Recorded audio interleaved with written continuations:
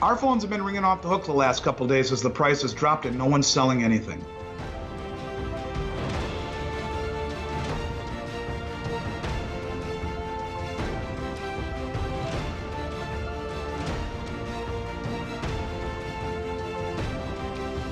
Hey everyone, this is Elijah K. Johnson with the Miles Franklin Market Update. Our conversation with Andy Schectman. Andy Schectman is with us today, the president of Miles Franklin, for the first interview in the new year. Andy, thank you so much for joining us today. Elijah, it's always nice to see you. Happy New Year. Yeah, definitely. Happy New Year. And yeah, hopefully the holidays were great for you. They were. I actually got to take a little bit of a respite, the first one since February. You know, it's been a crazy, crazy year, 2020, for all of us in many respects. And working from home and being as inundated as we were, it was, I can't even really explain what it was like. It's a blessing on one hand, it's exhausting on another. And just taking a few days off with family and relaxing, and it was great to recharge. And certainly no rest for the weary as we see what's happening here in the first week of 2021. I think it's going to be a crazy year this year too, Elijah. So buckle up and hang on. You got to have strong fingertips, I think, and be able to hang on through all of this volatility. Well, I mean, we saw just a few days ago the break-in at the Capitol. Yeah, it doesn't seem like 2021 is starting out any better than 2020. No, but the only difference is when we saw what was happening here in Minnesota, the epicenter of stupidity, as they were burning down the city I grew up in. You're getting CNN saying, well, they're largely peaceful protests. And then we see what happens at the Capitol. And while I don't condone violence of any form or any shape, it's just the dichotomy, the spin on the left-leaning media is, to me, is just disgusting. What we saw in 2020 in all of these cities across America, the burning, the looting, what Minneapolis looks like right now in downtown Minneapolis with 8% occupancy, burnt down buildings, plywood everywhere, spray paint, etc. I just think, to me, one of the most disconcerting parts of 2020, Elijah, was the lack of unbiased media coverage. And, and this is why I'm so thankful that for my relationship with you and your father and you helping get the real word out on the Miles Franklin YouTube channel, because quite frankly, it's disheartening to me, the lack of credible information that we're getting from the mainstream and the slant and the biased. It's really gross. And I think it's creating a very big division, maybe the biggest division ever since the Civil War in this country. And it's not good. And I'm very concerned about that moving forward, how things will be spun, because 2020, as far as I'm concerned, that was the most disconcerting thing for me for the entire year, COVID aside, was the spin and the lack of objectivity that we were getting out of the media. And it continues today. And I find it to be frightening, to say the least. And I guess, where do you see this all heading? Because we see, I mean, I feel like I didn't expect it to get this bad of people breaking into the U.S. Capitol. I mean, what is your perspective on, the division in the country right now, and where is it headed? The division in the United States, I think, is headed more divisive. You have a split, roughly 50-50 down the middle. You have half the country who believe the election was stolen. You have half the country believe that it wasn't.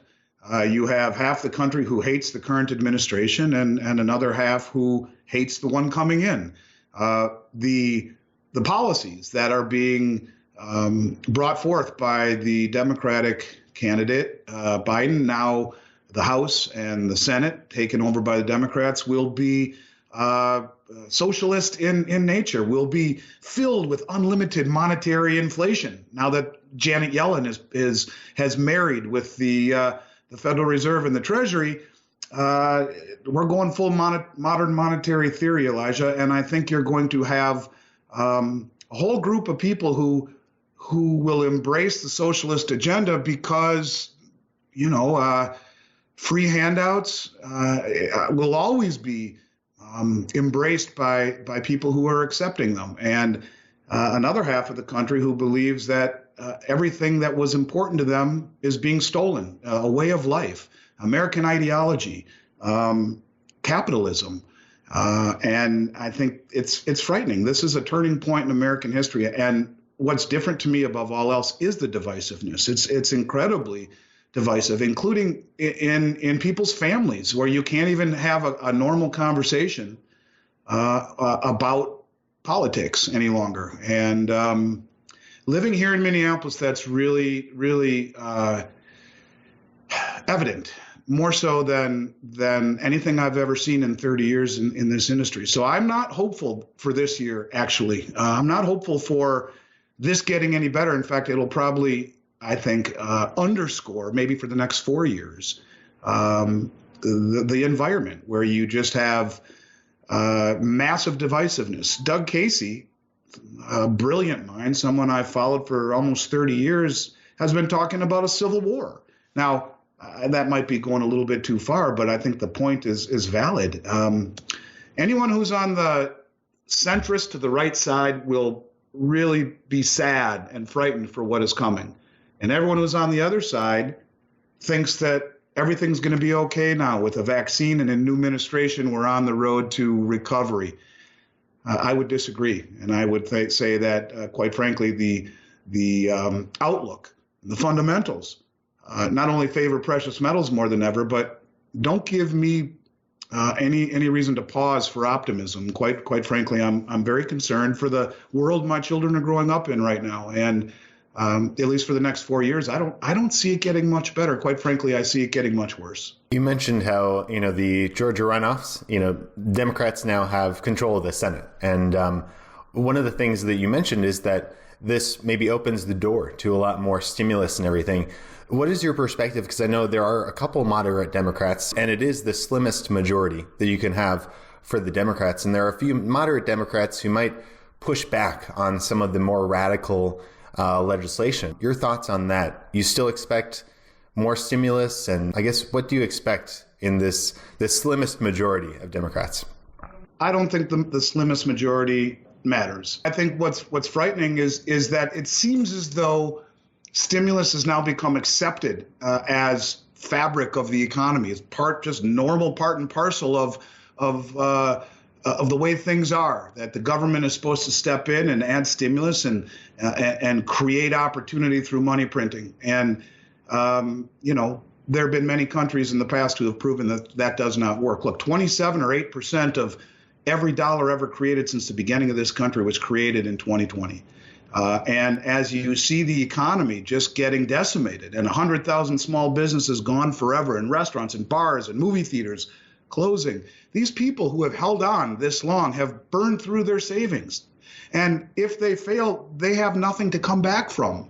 So what do? They end up embracing a socialist agenda, perhaps, because they have no other means of survival other than government handouts. It's the antithesis of what this country was founded upon. It's the antithesis of capitalism. And we are heading down a road where I don't see it changing anytime soon. If we believe that government stimulus is the salvation, I would disagree vehemently. In modern monetary theory and basic universal income, you have to create wealth by a substantive method, by work, by creating value. You can't just create money with a keystroke and hand it out to everyone and think that the ramifications won't be profound. The only reason the ramifications aren't more profound right now is the lack of money velocity. A lot of people talking about this. Quantitative easing is actually deflationary in this environment because the commercial banks are not lending the money into existence. This is why they're talking about a Fed coin. So the Fed can spend it into existence, give everyone $600 or $2,000 right into their Fed wallet, instead of having to go through all the gyrations that they do, and instead of relying upon the commercial banks to lend it into existence. It's very important to realize that the only way money is created in this country is through lending it into existence. But the banks aren't lending because they're too afraid that their balance sheets are already in tatters, that the people that would be borrowing the money from them are hanging on by a thread, don't have the collateral to legitimize the loan. So instead, they'll keep it at the Fed, earning 90 basis points with safety. But the Fed doesn't like that. The Fed wants inflation. The Fed has created a tremendous amount of money, bought a tremendous number of assets from U.S. Treasuries to toxic assets like mortgage-backed securities. And all that money that would normally go to the banks that would then be lent into existence, which would normally be inflationary, is instead holed up in reserve accounts at the Fed. And the commercial banks are just happy leaving it there. That is a battle that we will see, I think, come to a head this year in 2021. And if the Fed gets their wishes, you will see a Fed coin, which will sow the seeds for massive inflation. Now, you're seeing it somewhere at the grocery store, and tuition and cost of healthcare and energy. You're going to see it more broadly across the entire economy, especially if the Fed gets their way. Any way we're looking at it, Elijah, this truly is a pivotal time in the history of the United States. Not only are we going down paths that would have been considered unimaginable even as far back as 2008. With the amount of money that was created, I think it was $4 trillion over 6 years or so in 2008. We created more than that in 2020. We created nearly 30% of every dollar since 1776 last year. And I just think that there will be ramifications. There will be a price to pay. Even if we don't see it right now, to think otherwise is foolhardy. And this is why people buy precious metals. Look, I really want it to be known that I don't think you buy gold and silver ever. I never tell people to buy it to get wealthy. It is not about return on your money any longer. It's about return of it. And you mentioned really that the thing to do is to look at how can I have return of my wealth. And that's what precious metals really do. And you've also mentioned, you just mentioned how it seems like if money velocity increases, then we'll see inflation and that will push precious metals higher. Another thing that kind of goes along with Democrats having the majority in the Senate and having control over, the House, the Senate, and the presidency is the green energy programs that will probably pass. And that's actually very bullish for silver. If you could comment on that. Huge for silver. It's huge for silver, not only because you have, like in California, all new construction has to have solar panels in it. Prior to that, solar panel or silver in solar panel was accountable for about 20% of all the silver production in the world every year. Last year, the world mined about 800 million ounces of silver. The demand was about 1.15 million ounces, or somewhere in that, a billion ounces, 1.15 billion ounces. There's a 350 million ounce shortfall last year. And this is an environment, Elijah, where industrial demand was way down last year. It was down because of all the lockdowns. Not only were the mines and refineries locked down that produce the silver, but also the businesses that use it for the production in industry were locked down and shut down. So we had industrial demand way off, yet we have a 350 million ounce shortfall. This year, I expect industrial demand to pick up, but let's talk about what that really means. First and foremost, silver is found in nature in a form called epithermal. We've talked about this before. It means it's found very close to the surface. So the big deposits were found years ago, maybe decades ago, long before the advent of sophisticated imagery. So you have a depleted asset. We were running deficits for the last several years, over 250 million ounces the year before, over 350 million this year. And now we are getting into a period of time where you're going to have a green agenda, where we move to solar power, we move to battery-powered vehicles, we move to, how about this one, silver biocide, which is a spray of sorts that you'll see sprayed on all sorts of surfaces, on PPE masks, on cell phones. There's a new phone coming out of the UK this year. It's mostly for military right now, but they're going to bring it to the public that has a silver biocide sprayed upon it, and that is to kill bacteria. And so the ever increasing and expanding, especially in the biocide area, but the ever increasing and expanding silver industrial uses is enough, I think, to create a battle this year in 2021 between the industrials and the investors. Let's talk about that for a minute.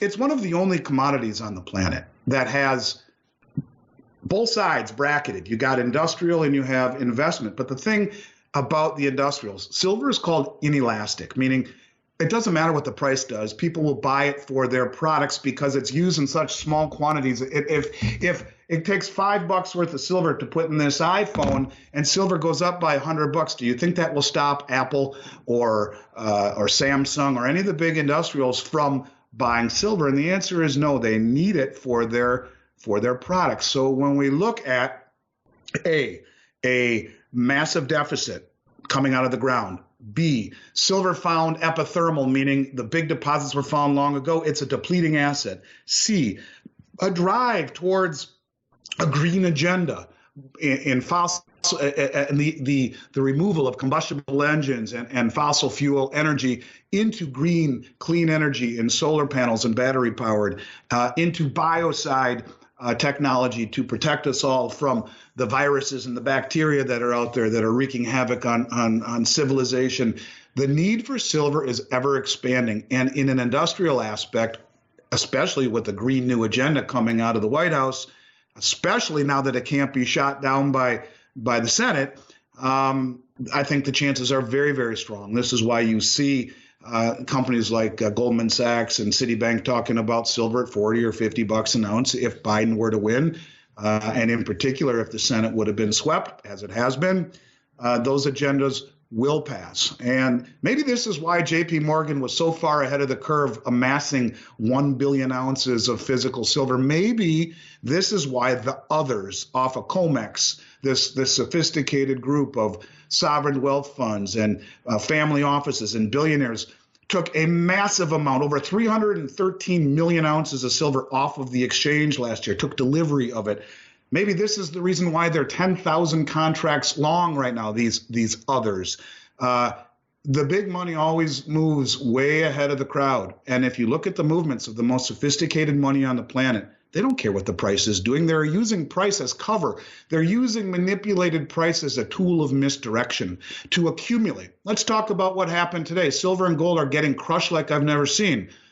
Our phones have been ringing off the hook the last couple of days as the price has dropped and no one's selling anything. This is not a function of real product being sold. This is a function of a paper price hit and run or a paper price drive-by shooting. It'll turn right back around.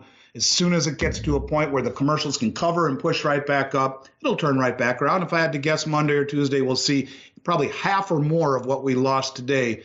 Now we're seeing as we speak about 2:30 Eastern time, gold down about 3.5% and silver down about a little over 7%. Now you're saying that you think this is just kind of a momentary fall and we're going to see prices back up soon? Yes. Next week, if I had to guess. This is a drive-by shooting. This is what they do. They're good at it. We saw this in March, right after the first lockdown. The price of gold and silver counterintuitively collapsed. I've talked about this ad nauseum over the last several years in my comparison to the book, The Art of War, about how The Art of War is a book that is taught in major business schools and law schools on formulating arguments and corporate hierarchy, how it's a mandatory reading at West Point and CIA, how it's Bill Belichick reads it to formulate game theory. I've talked about this a lot. And I think it's important to understand that the whole concept of The Art of War is misdirection. It's the no-look pass. Well, this happens in finance. They realize that most people are so inundated with life that they don't have time to look under the hood. So how do you control price or sentiment? You beat the hell out of the price and espouse negative rhetoric across the gamut of media of big business controlled media and spew out the same false narrative and knock the price down, and it allows the big money to continue to accumulate gold and silver in copious amounts without being crowded out of their trade. Goose Bitcoin, goose the equity markets, and knock the price of gold and silver down counterintuitively. But let's go back and ask ourselves, why did gold get reclassified as a tier 1 asset? Why have the central banks been massively accumulating it? Why are the most wealthy and influential people on the COMEX, the others, pulling record amounts off the COMEX, record amounts in both gold and silver? And I would say to you, that is specifically the point here. You have, I think, an environment where big money is trying very hard to throw the public off the trail. And so, yeah, I expect the price to go much higher. This was, in my opinion, an opportunity for them to cover because they were getting clubbed and hammered by their large short positions. So one more short, knock it down and cover the whole way up. So if I had to guess, by early next week, maybe even Monday, we see the price rally quite a bit, maybe 50% or more of what we lost today. And it's a big knockdown. It is. But what's changed, Elijah? Nothing. In fact, this country is more divided now than it ever has been, and the economics are worse than they have ever been. The rationale to buy gold and silver has never been more important. But let's just one more time say it's about return of money, not return on money. And people have become too fixated with parabolic returns and ignoring risk, ignoring fundamentals, inverting our financial pyramid and putting too much stock in the, no pun intended, in the risky assets and putting that on the bottom of our pyramid. It should be the opposite way around, where the base of our pyramid is stable and low risk and low growth. The top of our pyramid, the top 10% are the Bitcoin and the mining shares and the rest of the cryptocurrencies. So anyways, look, I just simply think that, and I don't want to be too pessimistic and come across as doom and gloom. That's not how I am. But, lately when you look around, it's hard to be optimistic. At least I find it hard to be optimistic. And I think it borders on realistic. Trying to find a middle ground between optimism and realism is never very easy. But I do think the bottom line is this, that you buy gold and silver not to get rich. You buy gold and silver because it has outlived for 5,000 years every major cycle, every major pandemic, German hyperinflation, the Great Depression, and everything, and still is immutable wealth. So don't look at the up and down movements of the price. It is being done specifically to create a perception of reality, while the most sophisticated investors in the world are accumulating massive amounts of it, no matter what the media says. And if the media says, well, gold and silver got sold off today because there's a pessimistic outlook on the economy and because interest rates went up, it's a bunch of crap. Interest rates went up 0.1% to 1%. That's nothing. And yeah, the pessimistic outlook on the economy, everyone's rushing to cash. Baloney. That's not what it is. It's simply about perception of reality and controlling it so that the big money cannot be crowded out of their trade. It's the same thing we've seen over and over and over again. I think you make a good point about looking at the big picture and not, being too concerned about the day-to-day price action. It's hard not to do, Elijah. It's very hard not to do. It's very hard to trust your own conviction. It is. And sometimes you have to just really have strong fingertips and hold true to your beliefs. And I think this is one of those times. I truly do. I did want to take one moment just to mention what I believe is one of the best values I've seen in 30 years in the marketplace right now. And maybe this has something to do with all of the craziness around us. We have in stock MS62 and 3 graded St. Gaudens, $20 gold pieces that we're able to sell almost on par with gold eagles. And in 30 years, I've never seen that, Elijah, maybe once. Literally, maybe once in 30 years. It's an opportunity of unlimited proportions when we talk about gold and talk about upside potential. Well, you'll find it in numismatic coins if you can buy them at the same price as gold bullion or within 1% of it. That's something I've never seen. Certified uncirculated MS62 and 3 St. Gaudens within 1 or 2% of gold eagles. If you're buying gold, this is what you should be buying, period. And so give our brokers a call, myself a call, email me at Andy@Miles Franklin. I'm happy to answer any questions. Elijah, I appreciate you so much. I appreciate you helping getting the word out, all the interviews you're doing in our weekly. It means a lot to me. And I look forward to picking up where we left off next week. But, let's all take a deep breath, take a step back and realize nothing's changed. In fact, things are getting crazier by the day. Don't overreact and realize that these price swings have nothing to do with the physical demand and everything to do with the commercial banks trying to, I think, ultimately eradicate themselves from short positions that have really, really been clubbing them for the past better part of the past year. So maybe this is their last chance to try to get out before they believe it goes higher. We'll have to see, I guess. Now, Andy Schectman, thank you so much for your time. As you mentioned, if people want to give us a call, they can call us at 1-800-822-8080, or email you, Andy, at milesfranklin.com, or email Miles Franklin itself at info@milesfranklin.com. Andy, once again, thank you so much for joining us today. Elijah, have a wonderful day. I look forward to seeing you next week. Take care.